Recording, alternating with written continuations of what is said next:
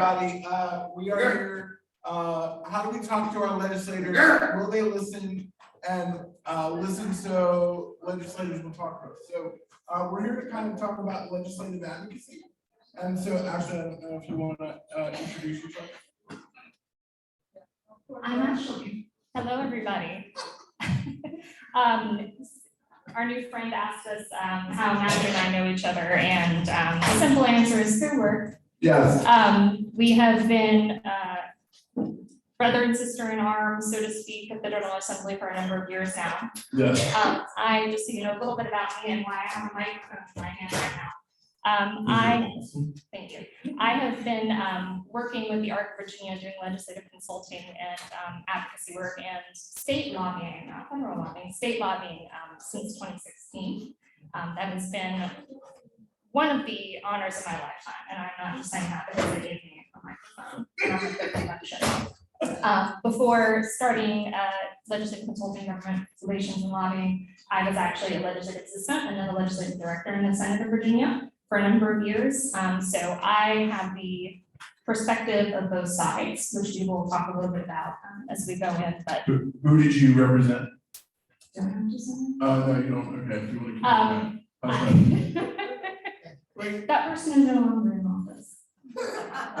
One of those like people that I heard that the proposed high school is like something per district and throughout Virginia to get beat high schoolers to work and do the. I think you're talking about one of the sponsored internship programs and. For like high schoolers to get. Are you talking about the PAGE program? Yeah, I have an old friend, a current friend of mine, she told me, because I told her earlier this year, or last year, I went to General Center, she said she did the PAGE program. Yeah, that's for high schoolers. Hey, Yep. I know, I'm wondering if she did it. I did not, I was not a PAGE, no. I did not get my start in my foray into politics and government until I was an adult, so I missed that window, unfortunately. And then for me, everybody, I am Matthew Shapiro. I'm a registered lobbyist as well. I'm lobbying for an organization called the Virginia Association of People Supporting Employment First, meaning that we want people with disabilities making good wages, not working in shelter workshops and making sub-minimum wage, which they can no longer do because we ended that this year.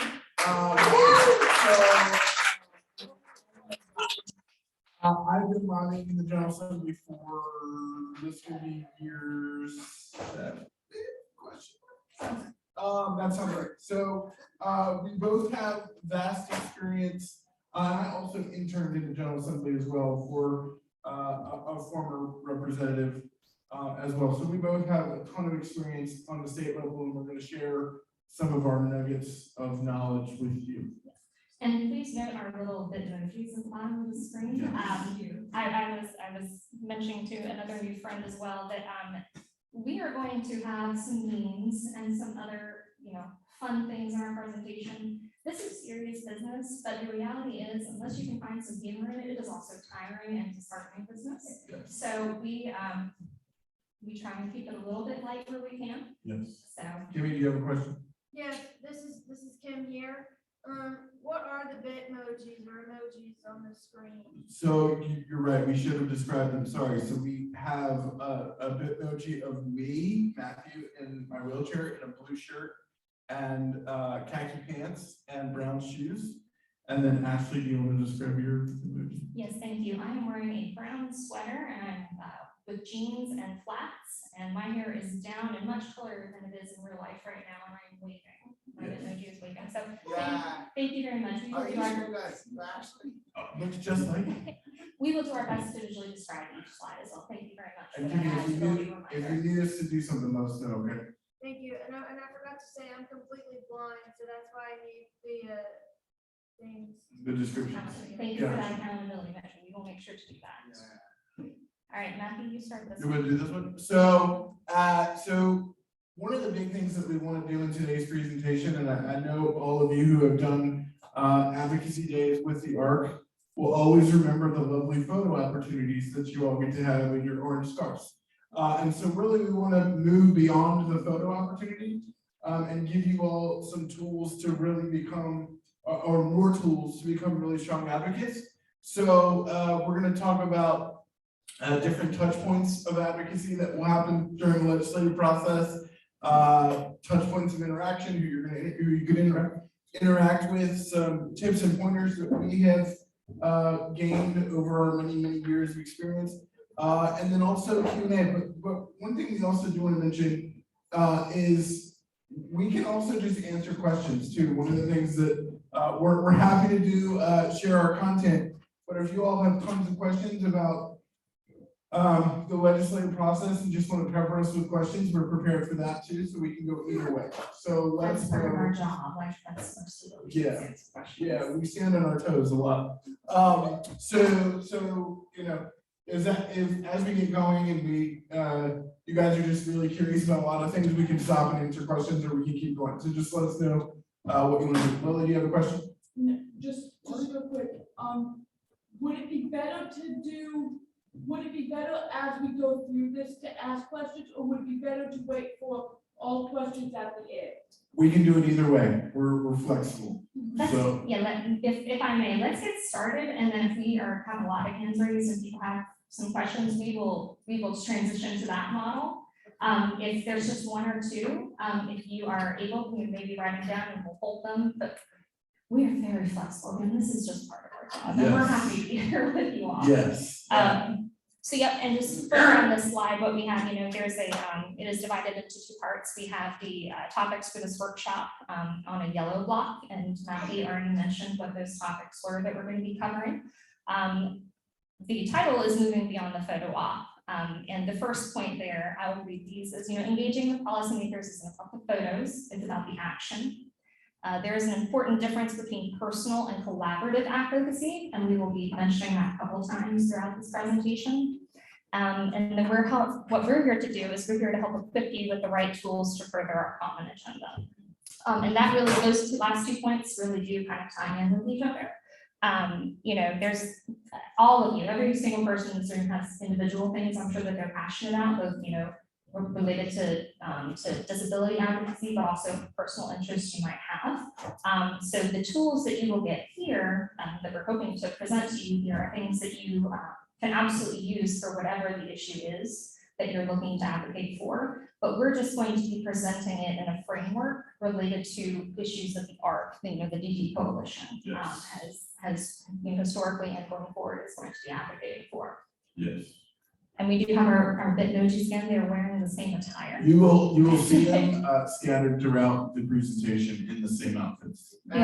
Except you're pointing like. I was about to say, the only difference is mine is pointing upwards, two hands pointing upwards to the point. So a little thing that says, seriously, we love questions, so ask away. And there is, to be clear, this is a safe space. There's absolutely no such thing as not a question. I ask them questions all the time. All right, so go ahead, Kimmy, and then we'll come to you. Go ahead, Kimmy.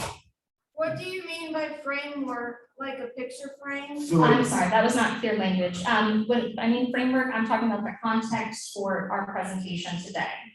it's like the outline. Yeah, for the not a physical picture on the screen. And then Reed, did you have a question too? I'm interested, like, maybe for next year's art Thomas doing a presentation. Like you guys are going on with my OT, so who would I talk to out there? Can we talk to you about that at the end? Yeah. Is that all right? Okay, cool. You want to start? I will start this one. So this slide is called Touch Points of Advocacy. The many methods to get in touch with legislative offices. We have 5 kind of rounded off rectangular boxes that are connected by a black line, and those boxes are in orange. The first one is letters and emails. That is pretty self-explanatory, so I'm going to read these and then we will get into it. We have letters and emails, and the second one is phone calls. Then we have social media. The fourth one is meetings, whether that's virtual or in person. And then the last orange rectangle is group advocacy. And at the bottom, we have the world's most interesting man meme. And he is sort of, like I said, they're memes. And he is, like an Old Spice commercial or something. this is actually a beer commercial, I apologize. But he has and there's a purple box, a highlight box around him. But the meme itself says, I don't always get on social media, but when I do, I make sure to follow my elected reps. So yes, as Ashley said, there are multiple touch points that you can have with your elected officials, right? We think the easiest one, and we sort of ranked this by how comprehensive it is. And so the easiest one would obviously be sending emails to your representatives. They all have email addresses, as do most of their staffers. And that's probably your quickest way to get a message to a legislator about a given topic. And as we go up, it becomes more involved, right? Where we get to the end and it's group advocacy, which is typically a lot of what our ARC members do when they come down for advocacy days and they're in their orange scarves. And so you can get to your legislators in many different forms. Lengthy, long orange. Yes, lengthy, long orange scarves. And so for you all, it's right, it's finding the system that works best for you. I know that I love being in front of people. So what would give that away? I love being in front of people, and so typically I'm either in kind of a meeting style or doing group advocacy, where I'm actually engaging with our representatives. And to be clear, I will accept responsibility for the social media is in the middle because I wasn't quite sure where to put that on the continuum. It may be on a future slide, but social media is kind of a hit or miss. As you all are aware in our digital world, there are many benefits. There are some ways to hold feet to the fire, as that phrase was used a lot during yesterday's luncheon. But it's also not necessarily the most effective way to do something. For instance, if you have an actual issue, like a constituent issue or a bill idea, or a question about a piece of legislation, that may not be the best way to get in touch with your elected official. However, if you are, for instance, the ARC is doing a social media campaign related to our priorities during the session, oftentimes we will have prompts for people, or we will have a shareable graphic. Facebook, Twitter, things like that, to try and show volume and try and get folks to, tag their elected representatives, start that dialogue, and kind of get the social media wheel turning beyond what is, I guess, inherently available in their network. Yes. Yes, So, ma'am. What General Assembly advocacy is on Twitter and other social medias? Can you ask that question differently, please?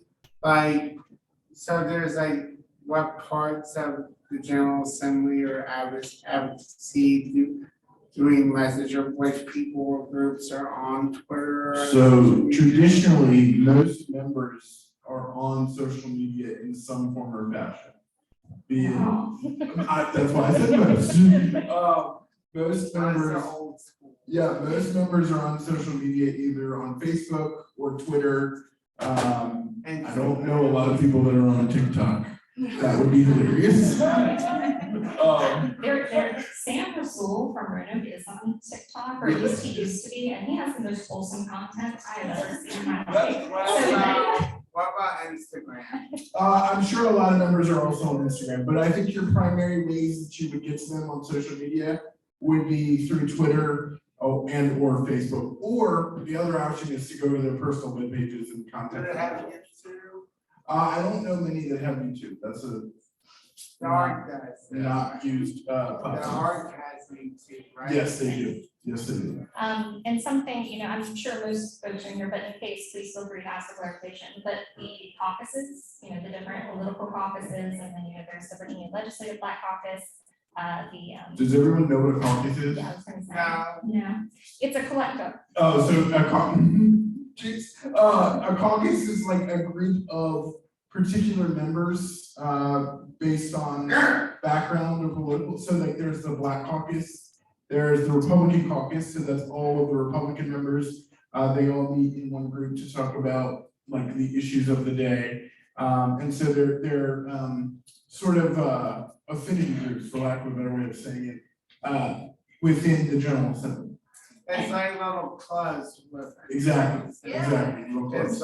It's like in high school community college, no one belongs to all clubs, they just belong to ones that fit their interest and personality. Correct, correct. Excellent. And the reason I mentioned caucuses and their importance here is because often, not always, but often caucuses will get together both in the lead up to session, during session, right after, they meet all year. Yes. They meet every day though during session, and they will go over bills of importance on a wide variety of issues, including any bills that the ARC is monitoring or is pushing for that session.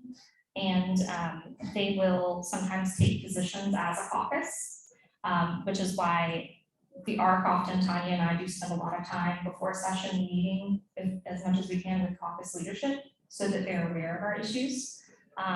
But not all, again, it's hit or miss sometimes, but a majority of the caucuses are online as well and have social media. Oh, like the individual groups themselves? Yes. Yeah. Yep. That's So- how January 6th happened. Yes, ma'am. So, I'm kind of like not understanding the caucus thing. Is Yeah. it open to the public or that's their little private? No, yeah, those are like those are like their private, like, their party meetings, and then, as you said, there's like interest group caucuses. So like there's like the Black Caucus, and they'll meet like once a week or a couple times a week specifically around the issues that are important to them. Typically, those are behind closed doors. And well, not typically, they are behind closed doors. And we don't really know what goes on in there. And unless you are invited, Yes, they don't want you there. Just say that's buy-in. Next time. I just spelled the word caucus. CAUCUS, US. yes. Thank you, Kim. So I'll go ahead and start this one. So we were talking about kind of different touch points of interaction throughout kind of the whole legislative process, right? So when you're this is particularly when you're in the General Assembly in most cases. This could also happen over the phone and over email, I guess. But you're going to run into different groups of people during the General Assembly that you're going to engage with, and we sort of ordered them in order of, I guess, like likelihood that you will connect with them. And the first group that is really most important, I would say even more most important, that's hard to say, even more important than the legislator, him or herself, is what's known as their administrative assistant. And they are typically the people, for those of you that have been at the General Assembly before, those are the people that are at those gray desks outside of everyone's office. And they're sort of the gatekeepers to the staff and the legislators. As seasoned lobbyists, as Ashley and I are, we think, we know that these administrative assistants are the keys to pretty much everything. So you really want to establish really strong relationships with them to be able to get where you need to go. In so many instances, right, I've had moments where there's a line of like 5 or 10 people outside of the office, but because I have such a good rapport with the administrative assistant, I'll be like, can I get 2 minutes with so-and-so? And they'll let me button line and get in front of them. So that is why, establishing those relationships are so important. And then you might also engage with interns or fellows. They're kind of your next in line. Typically, they are going to be taking calls. They might sit down with constituent meetings if another senior member of the staff is not available to do so. I know I did that when I was an intern for a delegate that I worked with. And then kind of your next in line is your legislative assistant, who in many cases is also like the chief of staff, for lack of a better way of saying it. So they're your primary staff person for the representative. You're going to be meeting with them. If you're working with that specific legislator, you're going to be meeting with them most around your given legislative issue that you're working on. So you're going to have a really close relationship with that legislative assistant. And then last but not least, and this is kind of ironic, right? Because you think you would meet with the legislator most, but because they are, or the elected official most, but because they're often running around to caucus meetings or going to floor session or in other committee meetings, right? They're kind of the last people in line that you're gonna engage with. And honestly, you're kind of lucky if you can even really get like, if you can get 15 minutes with a legislator, that's like a gold line. That's Christmas. Yes, so, anything to add there, guys? I just want to make a note that none of these job descriptions are all inclusive. Clearly a legislator, okay, excuse me, 98% of legislators do more than is listed there. And I will read these descriptions out in a minute. And of course, it does vary by office too. There are some legislators who are incredibly active in the day-to-day. I know one well because he used to be a legislative aide himself, legislative assistant. So there are times where people check his own email and write his own responses, and it makes his staff very nervous when he does that. But he's very involved. So these, if you're unsure, I do want to make this point, if you're unsure when you're getting to know your particular representative's legislative offices, just ask, if I have an issue with my waiver, or if I have, a question about inclusive education, who on your staff should I contact about that? They're usually pretty, happy to share that information and make sure that you know the right person. So, yes, sir. In a typical office, how many of each type of staff are there? Good question. So if you're in DC, there's a lot. Yeah. If you're in Virginia, there's maybe like one or two that are wearing multiple hats. You may have like a comms person. I would say the most I've seen in a staff for a normal legislator, not somebody who's in like leadership, but a normal legislator, I've seen 4 max, and that's like somebody that's really got sway and can hire 4 people. Right, and with the interns especially, they might have a couple of interns who are there, 1 day a week, 2 days a week.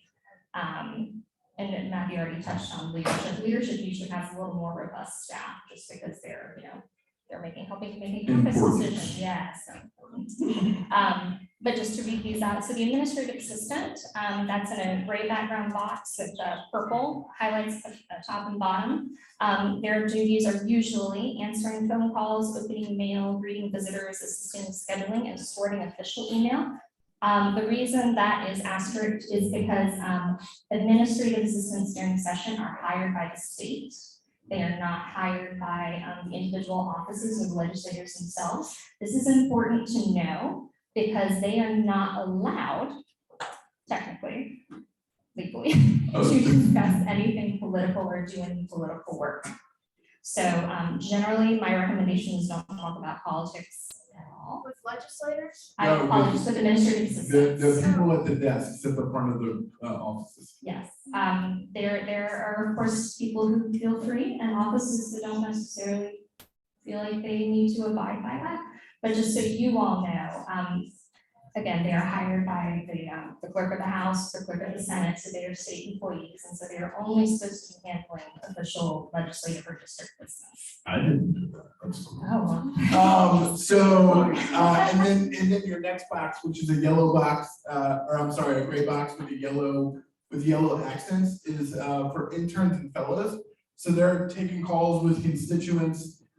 They are tracking different policies for their members, or probably their bills that they are championing. They're drafting official responses via email or letters. They're taking meetings. I know when I was an intern, I also helped schedule floor visits for constituents. So they're doing a lot of different things. yep. And legislative assistants or the chief of staffs that we talked about, that has like a dark blue gray accent around the gray box. They're overseeing office staff and all their duties. They're usually handling a bulk of the constituent service work. That's when you have a very specific issue, not necessarily an idea for a bill. But if you're having issues with your waiver or, something that's happening, I'm trying to think of those common. Like Your IEP isn't. my involved, street yeah. doesn't, my street has a pothole. That is also, yes. They are taking meetings, they are the usually primary liaison with state agencies on behalf of the legislative member, and they are attending events, and that I purposely left that vague. I apologize because that is usually both official legislative meetings and also political. And then your elected official, who is the boss person, they are they will be introducing legislation. They are the only ones that have voting abilities on the floor. They're in committee meetings, they're in work groups, they're in commissions, all that fun stuff. So they're doing the actual legislative responsibilities for their constituents in their districts. I saw some hands go up, so let me, I'm gonna go right here first. Yeah, I have a question. Sure. When you mentioned two places to go, you mentioned DC and Virginia. Yes. Virginia, Richmond, right here. Yeah. Which one is the best place to go? And then is it good to go as individual, or you should go, it's better more impact as you go, you get around with friends and, Yeah. or with art, or with any other association? So I'll go first and then you can add. So we're biased, but we like Virginia more than DC. Well, I'll speak for myself. No, you're right. Okay, good. We like Virginia, only because you can actually engage with your legislator. There are many times where I will be in an elevator with many legislators, and I consider most of them colleagues / friends, and they will engage with me. They will say, "Hey Matthew, how are you?" Like, they know me by name, and they will ask me how my life is and what I'm working on in that given session. And then to your other question, I think it's always good. I think you can do both. I think if there is an issue you are passionate about, yeah, please go lobby for that issue. But it's also really important as well to go right, because it's a when a group of 10, 15 people show up to a legislator's office, that show of force is really impactful and can sort of make the legislator stand at attention and say, okay, like, these people aren't playing. So you kind of gauge it as, you know, for the given issue that you're working on. I don't know if you have anything to add there. I'm just echoing what Matthew said. It really is issue specific. You know, there's a lot of overlap, of course, sometimes, and you know how the federal government, federal regulations impact what we do, you know, specifically the art through CMS. But you know, there's also DMAS, and usually my recommendation is start with start as local as possible. You know, so start with your Virginia delegate, your Virginia senator. They are usually also equipped, I don't want to say better equipped, although depending on the situation, maybe they are better equipped to loop in and to include federal representatives in the federal agencies as needed.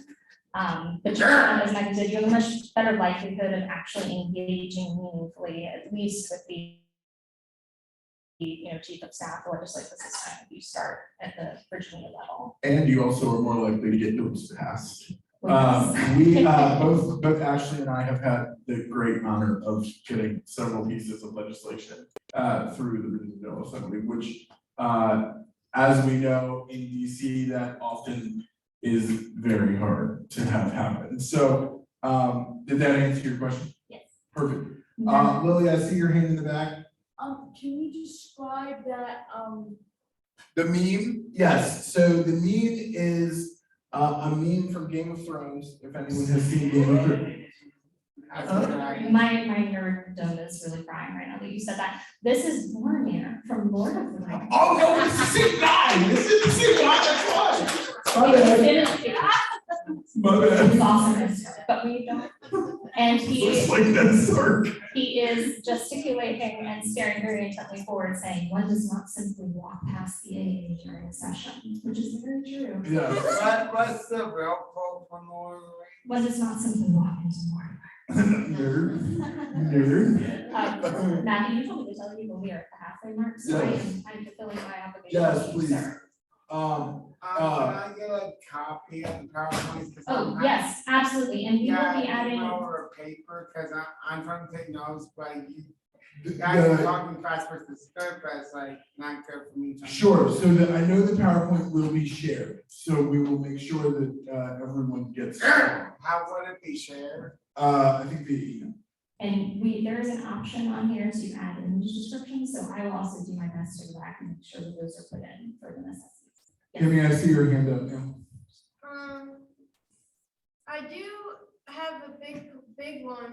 Oh, I like big questions. Yeah, I love it. Hit me why with it.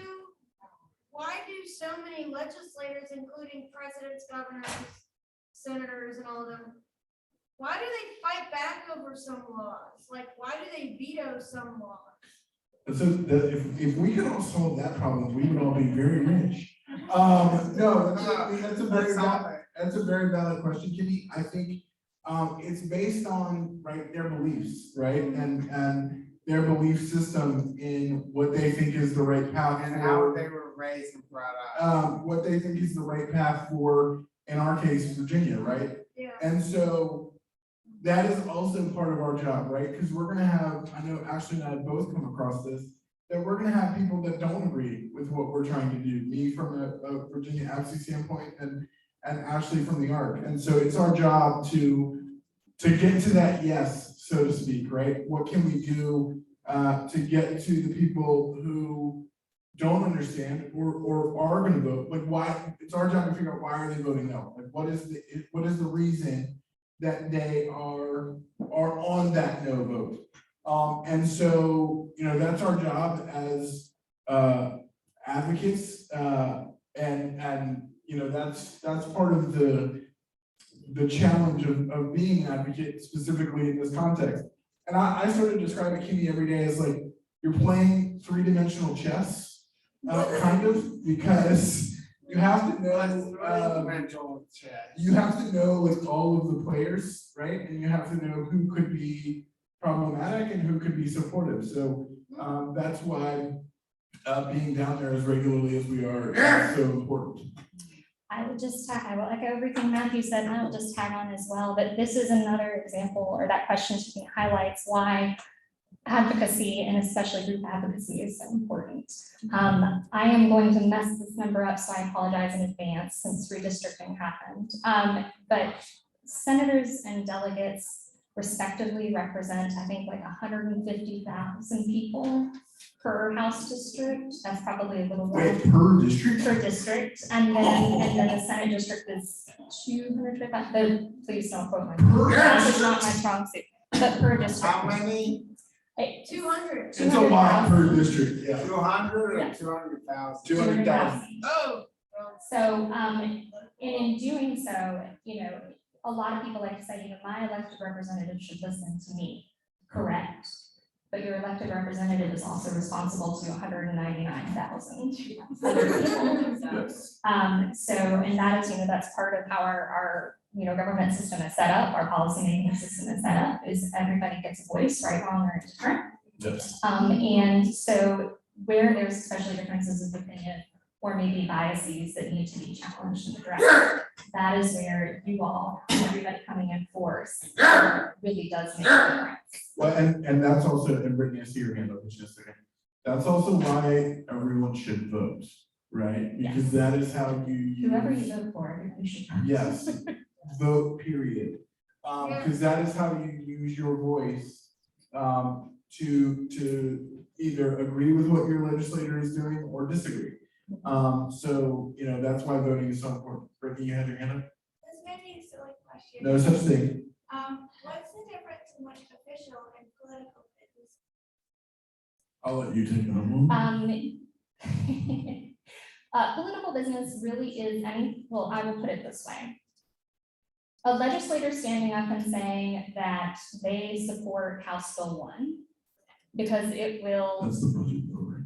no, it's not political, it's just one I made up. Just They support House Bill 1 because it will provide new employment opportunities to their district. I believe that. I would classify that as official, like a legislative statement. They made that an official capacity. That same legislator standing up and saying, I support House Bill 1 because the Democrats or the Republicans or whoever doesn't like it, and we need to like push back on the conservative/liberal agenda. That's definitely political. As far as specific activities, fundraisers for campaigns or caucuses or political parties, obviously we fall into that. Attending a committee meeting, or excuse me, a commission meeting outside of session that is bipartisan would be an official duty. The line does get blurred, and that's an unfortunate reality of having, you know, partisan politics in play, and it's a byproduct of having elections too. right? You're trying to convince people that your ideas are the right ones or your party's ideas are the right ones. But those are kind of things. If you hear the keywords and, we're happy after the session to maybe talk about what some of those keywords are, because they change every day. We definitely do. Usually when you hear those trigger words, that usually means that it's gone from, even if it's something that started off official or legislative, that usually means it's kind of digressed into that. Ma'am, you have your hand up in the back with the band down. I mean, Yes. okay, hi, I'm Jamie Weinstein. Hi, Jamie. White woman. How many slides are there in the presentation? So I have invisible disabilities, that'll help me concentrate and be able to know, to roll through it. Well, given the time we have. Yeah, we're not gonna get through We it. are not gonna go through all of them, but we will, as I mentioned, we will provide these, and Right. we're probably I will set expectations at 10 minutes till, wherever we are in the presentation, we will stop and make that official Q&A. Got it. How many slides are there? I think there's 16. But they're not all, some of them do not have meaningful content. Yeah. So, thank you. Of course, thank you for the question. Do you want to do this one or do you want to? I will go through this very briefly. And again, we will be providing these, and I will make sure that the full image description is in there when these are provided. But what we have here is the opportunities for engagement. This is not an all-inclusive list. We are just trying to give you all an idea of whether it's during session or during the interim, which is any time outside of an official legislative session. Which, when you have special sessions, should be a lot of the year, or none of it. We're trying to give you some ideas, and what we have here is blue overlapping circles and then diagram. The important thing I'm gonna highlight here is the overlap. So these are things that you really can do, whether it's in session or out of session. You can participate in teletown halls or virtual town halls. You can send emails to your elected officials. You can make phone calls. If it's during session, just FYI, more likely than not, you're gonna end up leaving a message, and that is okay. We will cover that too. You can attend and participate in person or virtual meetings, and you can always participate in social media campaigns that our advocacy groups are putting on. Matthew, did you want anything? to add? Oh, I'm sorry, yeah, I was spacing for a second. So no, you're good. One thing that I think is really important to note too is during session, you're gonna be focusing on the legislative priorities that you're there to work on. You're not gonna have a lot of time to do outreach and relationship development. All of that occurs in the off season. So the legislative process really is a year-round process. And if you really want to get to know your legislator and know them on a personal level, they're not going to be able to do that for you during session. So you're going to have to probably schedule, a meeting outside of session and that's where they'll give you an hour, 30 minutes to an hour to really engage with them, to really allow you to talk to them about your issues. Because during session, it is fast paced, it is moving quickly, things change by the hour. And so I would definitely recommend do most of your heavy lifting during the off season. Which is now, right? Which is now, yes. Real quick, because you said we were gonna do this earlier and we forgot. If you're able, would you mind raising your hand if you have met or interacted with your elected representative? I might have. Nice. I Yeah, so acted with my Virginia senator. that counts. That's awesome. Okay, I that met with counts. some people who are Virginia organizing, but I'm not sure if it was the one from Academ, but you can't from Virginia Beach, but I met with someone. Well, and that was about half the room, so that's awesome. Yes, that was that room. So if we have a repeat appearance next year, I would love to see 3/4. All the hands. But that is something, as Matthew said, that is something to do during the interim. So again, anytime the legislative session is not meeting in Richmond, because for all the reasons you mentioned, you'll get more time, you'll get their attention a little bit Where you better. meet with them out of session, where can you meet with them? That is an excellent Great question. That depends. So when I was a legislative assistant, we had a physical office that I was in every day. Not all legislative offices have that. And some people, they're not as comfortable perhaps going to an office. It's intimidating, or they much rather. We're Meet meeting in with them at public. their summer home or something. I wish, that'd be I would love to awesome. meet the legislators, have some functions, I'm absolutely with them there. Yeah, that's awesome. But sometimes there are legislators that love to do, like, they'll say, hey, yeah, coffee, or, let's grab lunch, or, not that they'll treat you, unfortunately, so. And there Unless you're an intern. Unless you're an intern, yes. So there are many options, generally, if they have a legislative office, they like to utilize it.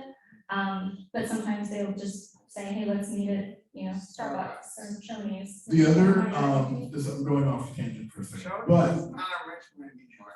I know. Old. I know. So one of the other really big differences about the Virginia legislature is that we're actually a part-time legislature. So unlike other chambers, we meet either 2 or 3 months out of the year, depending. Here's another difference why we're different. In odd number years, we meet for 60 tell me if I'm doing this right. In odd number years, we meet for 60, 90, no. Just flip it. In even number of years, we meet for 60 days. In odd number of years, we meet for 45 days. Yes, but they usually extend session, so Yeah. that's why So as long as you're on even years. So this year will be an even year, so we'll meet for 60 days. Last This year year. felt shorter earlier this year. Because it was short. It was a short session last year. No, this year's 2023, it's an odd year. So Now this, they go back to January. yeah, January 2024 is. Cam. yeah, so Kim, so we meet 2 or 3 months in the year. And so we start in January and typically end in March. Around my birthday. And Right. I was just gonna say, factual tidbit, the reason that it is longer in even number of years is because Virginia has a biannual budget, theoretically. That and And all then my, you know, this like, comes years of in budget 2020 years. year and then 2020, those are leap years. There's one extra. Fair point. So we're very different in that regard. I see a hand over here behind you. That's fine, I was just gonna move on Yeah. to that slide. Yeah, can we, is Yes. it okay if we move on, guys? Cool. Go ahead. Pockets of advocacy. Examples of engagement with limited capacity, and again, this is not an all-inclusive list. This was really meant to give some ideas, because I know everybody in this room has a million things that they have on their plate that they're trying to do. So we just wanted to give some ideas, again, not all-inclusive, things that you can do if you have, say, 15 minutes in your day. You have exactly 15 minutes that you can dedicate to advocacy work. You could respond to an action alert from the ARC during that time. You could share one of Tanya's excellent Know Now updates to your social media. Or you could call your delegate and senator and leave a message. You may not have time in 15 minutes to perhaps get into the entirety of the issue, but you could absolutely, say, hey, here's the exact issue, maybe even schedule a meeting in that 15 minutes. And for, same thing for an hour, you meet with your elected rep virtually. You could draft a message to your own networks. It's a little more substantial that kind of, lays out your story, why this issue is important to you, and try and get them on board and engaged. Or you could send a more personalized letter or email to legislators that might take a little bit more time to prepare than you have. Yeah. And then for all day activities, right, you can attend DD event days, which we will have one at the Bell Tower in January, right? Yes. So like that would be an example. I think we've been bugging the Bell Tower event in January. And then you could also participate in community events and or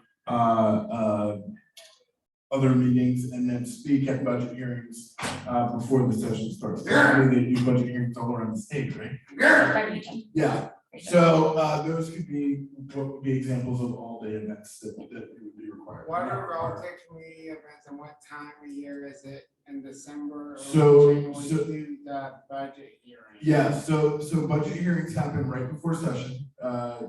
First week of January. Yeah, first week in January. We go into session in the second week in January, around the 10th every year. And so those budget hearings are typically happening before that. Next slide. And then what are the relevant community events? Oh, thank you. That was, once again, that was actually being vague. What those usually are is, for instance, in my county, I live in Chesterfield, occasionally there will be, like, there's a county fair. And oftentimes elected representatives, whether it's, their own booth or as part of a local, party, Democrat or Republican, they will have a booth at the fair and the elected representative will say on Facebook, hey, I'm planning to be at the, county fair or, state fair or whatever. Grab a corn dog with me, right there. Grab a corn dog, Yeah, that's right. do get the corn dog. Corn dogs. And, so they'll say, hey, I'm gonna be there, and, I'm gonna take my kids, I'm gonna go to the county fair, and while I'm there, I'm gonna make a point to stop by the booth and introduce myself to my elected representative. This is if there's more than one, and get to know them. Sometimes as well, depending on the area they live in, elected officials will sometimes put on their own, like, corn dog day. Actually, one of them did do a corn dog day. Nice. Yeah, and it's free or low cost to attend, and it's not a political event because they really are just trying to, get to know their Like constituency. Show that they're human and part of. They're, Yes, yes, yes. exactly. And so, oh, sorry. I'm sorry, just a real quick question. You're good. So my understanding is that a lot of these, people have regular jobs. Yes. Yes, ma'am. So how, available are they really during the off session? So yeah, so that's why like reaching out to them and saying, hey, I want to get time on your calendar, right? They will set time aside specifically for legislative work. That is another thing that Virginia is very different with, is that as our legislators are part-time legislators, to your point, they also hold full-time jobs. And so typically during session, they go on hiatus from, big word, right? They go on hiatus from their jobs and focus on legislative work. But in the off season, yes, they do carve time aside to meet with constituents. We can do one more hand or here we go. We can go. We are on this agenda. Yeah. Well, Yes, Matthew, I do have a question for you. can One we? important thing on there, when you Yeah. guys are meeting with the House and Senators, please get your picture taken if anyone wants to, because that's real important. I've done Virginia and also I've done White House as well. So Oh my gosh, I've wow. Virginia with White both House. Senator Kane and other people that's not even part of Virginia. It Sure. supports people with disabilities. Sure. Make sure you talk to them about your issue first though, because remember, it's not just about the film. Exactly, Matthew, good job. In the interest of time, I'm going to skip this again. I apologize, Matthew, I talk so much. Good question. But we are happy to talk to anybody about this afterwards. I'm gonna be around. But this is just some examples of how, you structure your communication. But again, we will have this available and it will be sent out. I promise. Hi, my name is Shayra. Why is that playing? I don't know. That's weird. A star. He's got Yes. wise words to say. Do you mind if I run through these? Go ahead, go for it. I don't know why Shay is playing yet, and I apologize. We're gonna call that technical difficulties. Go for it. Because it's gonna confuse me, I'm gonna skip the last slide, but the three things that you really need to keep in mind are, you need to articulate your message. You need to know what you're asking for and why you're asking for it. When you're preparing your message, which we'll get into in just a second, you need to keep in mind the attention spans of the people that you are talking to, especially if you're advocating during session. So you might have 1,000,001 good reasons why they should support your bill. Try and pick the top three, which is very hard sometimes. And then when you go in to actually make the ask, be clear, stay on point. Especially if we're during session, we have very limited time. Yes. So, Being brief during session is really important. Like, it's really good to have personal stories and have those in a nutshell, right? yes. Be as quick as possible. Yes, and I'm not going to read this entire slide. It will be provided with the description. But the important things here on, to do, you want to make sure that you're aligning with people doing this work. You want to make sure that you're using the resources and knowledge that's already available.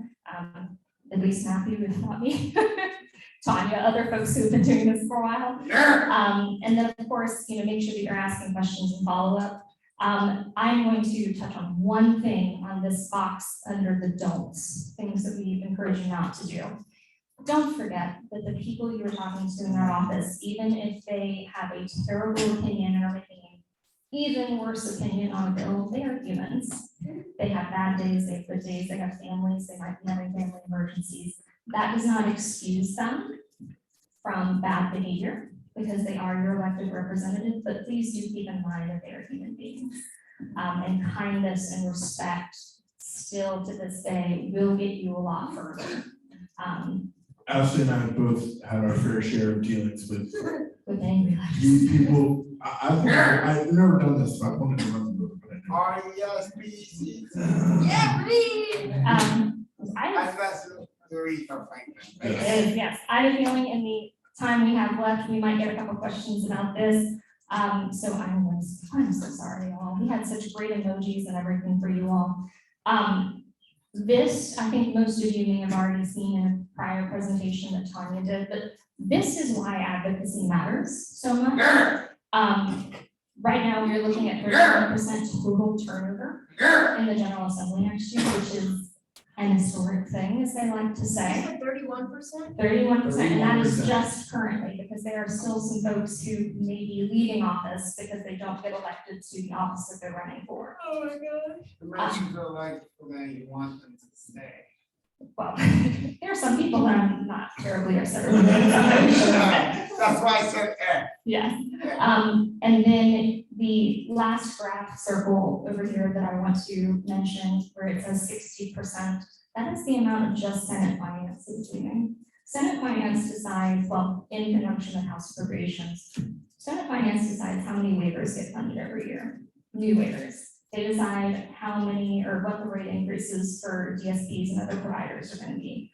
They decide school funding, they decide a plethora of issues.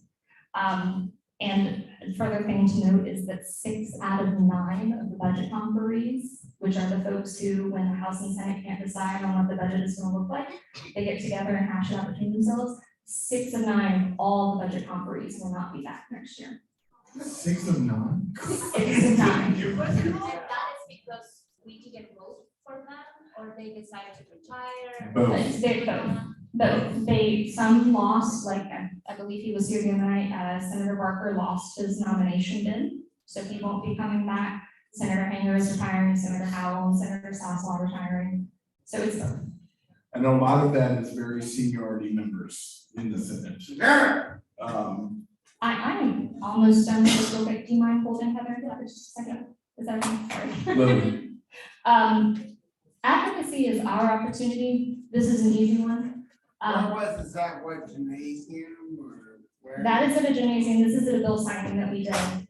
This is what happens when group advocacy, when the ARC and other G coalition members get together. We get combining caps for tech. We get additional waivers. We get the governor mentioning the ARC by name and several dozen ARC members traveling to Roanoke to pack out a gymnasium, literally standing room only, and they had to bring in extra chairs to watch this bill signing that the ARC was a part of. that the Where ARC was made it happen. at? What school? It was, you said it was where? Roanoke Elementary School. There you What, well, not sorry, it's not Roanoke, called Roanoke Elementary School, it's Roanoke Elementary School. In Roanoke? Yes, sir. Okay. Look at all the orange. I feel sorry for that guy that had a basketball hoop in his forehead. Alright, so I don't know what the schedule is right after this. I have time. So if you all don't have to be anywhere like exactly at 10, if you do, that's absolutely fine. We will not begrudge you leaving, but I'm happy to take questions for as long as you need it, so. Lily, what, I see your hand, I saw your hand first, Lily. So I have just a couple questions. Sure. My first one is, what are the keywords that they are looking for when you speak to them about advocacy? That goes back to your key, like, listen to those keywords. This is the keywords, awesome. Related specifically to the ARC, because again, that's kind of the context that we're talking about right now. They are really the words that advocates, self-advocates have used, full inclusion. That is something that in all of our messaging, we try, when I'm working with Tanya, I'm meeting for the legislator on behalf of the ARC, full inclusion, autonomy. I mean, I guess my question is, what are those keywords that the legislatures are looking for when you're speaking? You guys were saying that there are specific keywords that they are looking for when you are speaking to them. Yeah, so that's gonna really be based on the bill that you're working on, right? So like for for stuff that the ARC does, like they would say rate increases or waiver slots, right? Those are your kind of your big keywords in those moments. And then hopefully, the legislators are then following up with really good questions to get at the detail that you're hoping for. I also think maybe you're referencing when I was talking about the political Yes. versus, so I apologize, I didn't have that clearly. That might, can I follow up with you on that afterwards, because that's kind of it's got a lot of maybes and yes in there. And then my other question, if you, it's like, so if you have several different, bills that they send out, that they will even nail all of those specific bills. Yeah. When you go to the, Capitol. Right. How do you do a debate one pager and get your elevator speech in with that? This is me. I can do it. No, that's fine. So this is where, I can't remember which slide it was, and I don't introduce myself. Use resources that might already exist. So for instance, the ARC every year is, I think most folks know, they do their legislative agenda. We provide and prepare that one pager for you as well. If you have individual issues beyond that you would like to meet with your representative with, that would kind of fall into the, be succinct. You really don't want to have too much on the paper. Number one, it's a one pager, but also if they see a bunch, of words in front of them, they may only read half of them. So use for the ARC's agenda, use what the ARC provides. For your elevator speech, depending on how long your elevator ride is, really, if you have a specific bill, you want to mention the bill number. You want to mention, briefly what it does, for instance, let's just use House Bill 1, like, it will, this is not an accurate example, I apologize, but, it will fully fund priority 1. Like, they need to know the bill number and what it will do.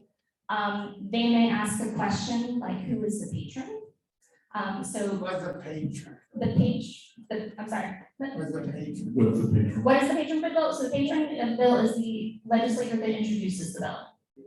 So whoever actually puts the bill in for consideration. Whoever you're working with to try to move it forward. Yeah, you would work with them Yes. very closely. Yep, so, for instance, the picture we had with the governor and the bill signing, that was a bill that Delegate Wright and Senator Zuderline put in for us. So when I was talking about that bill, I mentioned the patrons were, Delegate Wright and Senator Zuderline. So just have that, that's not necessarily something you have to say in your elevator pitch, but have it in case they ask who it is. It's correctly polite to say like, I'm following you, I vote for you, I support you, and could you please support this, or if we just don't touch that. I usually discourage people from phrasing it quite like that. It is absolutely, if you're talking to your elected representative, it is absolutely important, like vital, to say, I am a constituent in your district.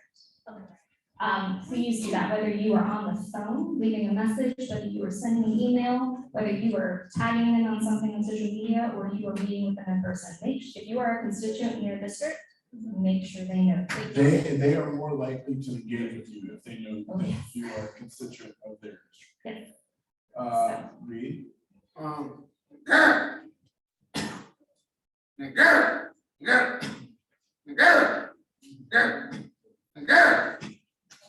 Yes, there's one thing, just to let other people know, you guys in the town that slider, there was an asterisk star next to sorting official mail and taking meeting. What did the asterisk star mean on the slide? That was Ashley forgetting to put in the description, but I apologize for that. Sorting official mail, the asterisk was, I verbally explained this, but that was to denote that, once again, AAs, the administrative assistants, are state employees, and they are not supposed to be doing anything political. And I know intern taking meeting, but. Again, sort of the same thing, right? Interns are gonna just take BD. That is. That's like state employee stuff. No, I'm sorry, that one was a little different. That one, the asterisk was there to, for me to explain that, each office does things a little differently.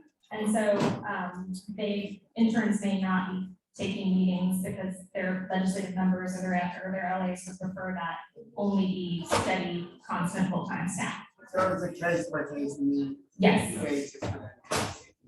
Yes. All right, we see two more hands, yes, ma'am. Brett, go ahead first. Yes, ma'am. In the gray shirt, yes, ma'am. You, Gray shirt. yes, gray shirt. Sorry, Go ahead, ma'am. the gray Heather shirt. Yes, you. You. Oh, okay. Sorry. Is that correct?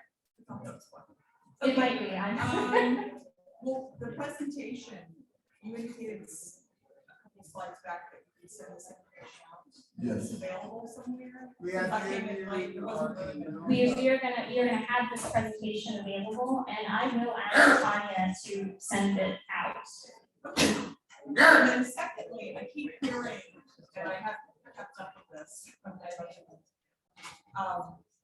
Why the budget is being held up because of Democrats evidently?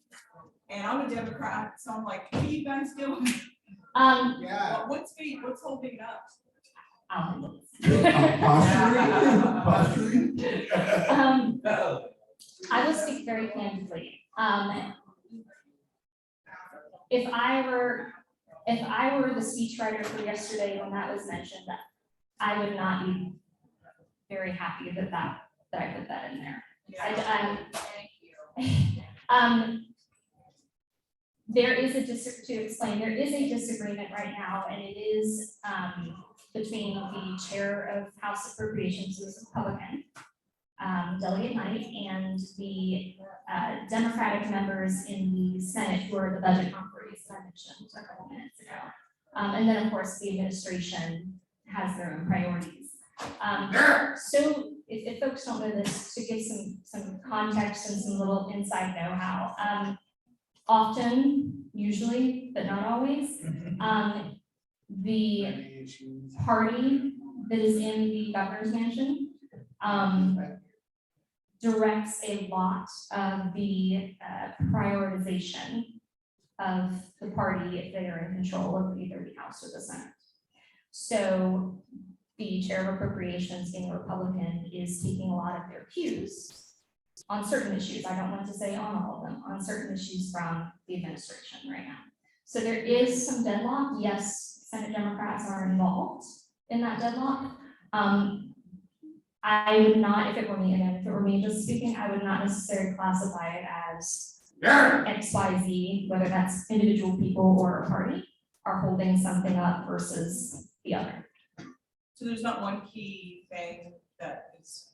Oh, well, there are a couple key things. Those have to do with whether to make certain tax relief measures permanent versus one-time rebates. It is not it is not DD issues at all that are holding up this train at all. It's billions of dollars in tax measures right now. So. Yes, ma'am, your hand, white, pink shirt, with white, shirt, pink shirt with white shirt.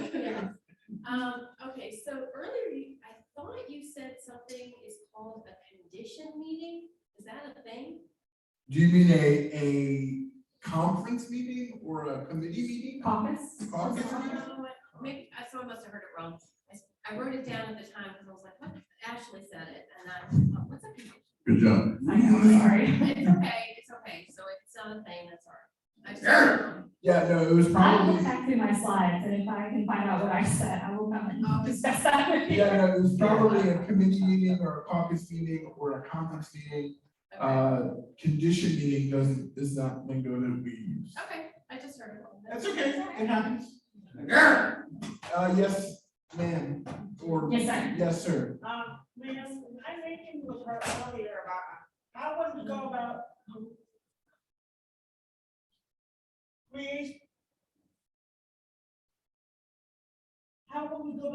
creating funding for people with intellectual disabilities that do not have enough, because we are struggling to get it, because we do not have enough with what we are doing right now.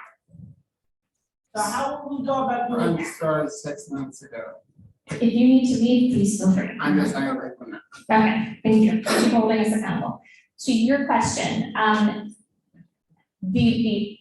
there are a couple of different ways. That is absolutely something, first of all, that you should be individually talking to your elected representatives about. That is something that right now, again, during the interim, since we're not in legislative session, would probably be a better time to bring up, because that way they also have time to look over the issue, talk to the state agencies, which they're gonna do. And if they are inclined to do something legislatively, they have a little bit of time to look into that.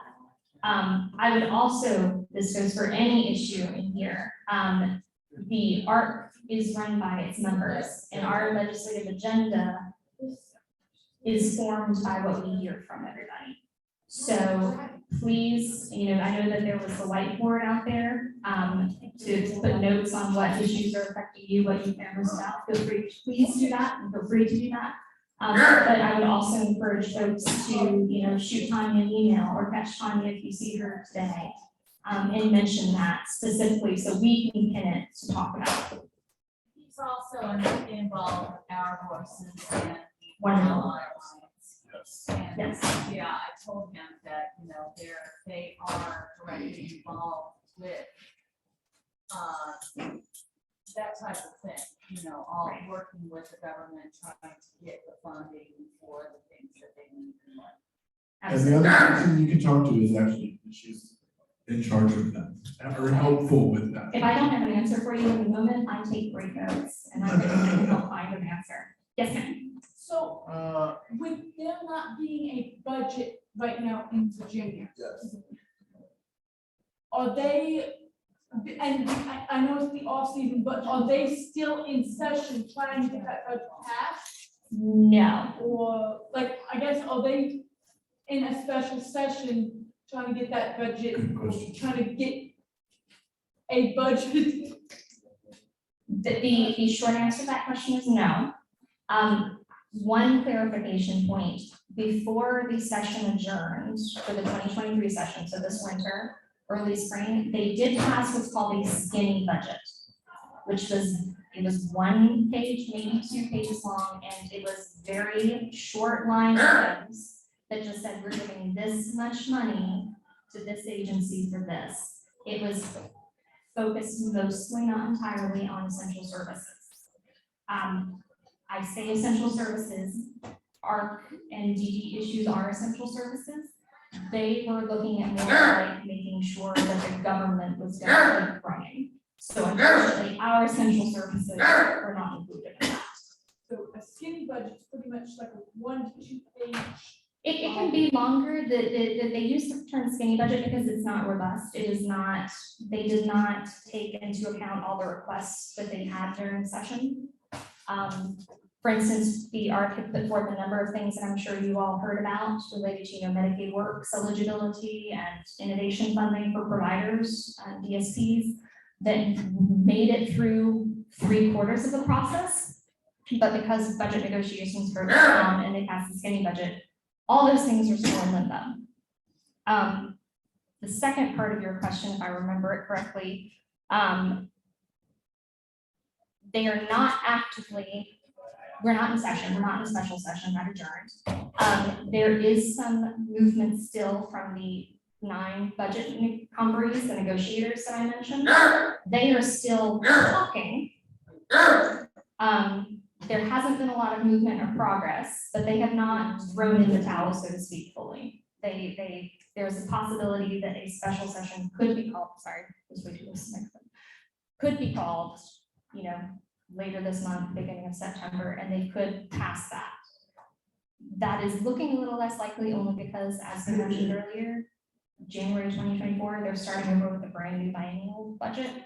So they may just, I don't want to be flippant, but they might count their losses with this one and just. They might just avoid it. Karen, Yes, I just would like to thank both of you for being our voice so many times. You went out there and you've done an excellent job, and thank you for speaking on our behalf. Thank you, Our Matt. pleasure. And, Karen, you're the best. I know. Karen, just call her up.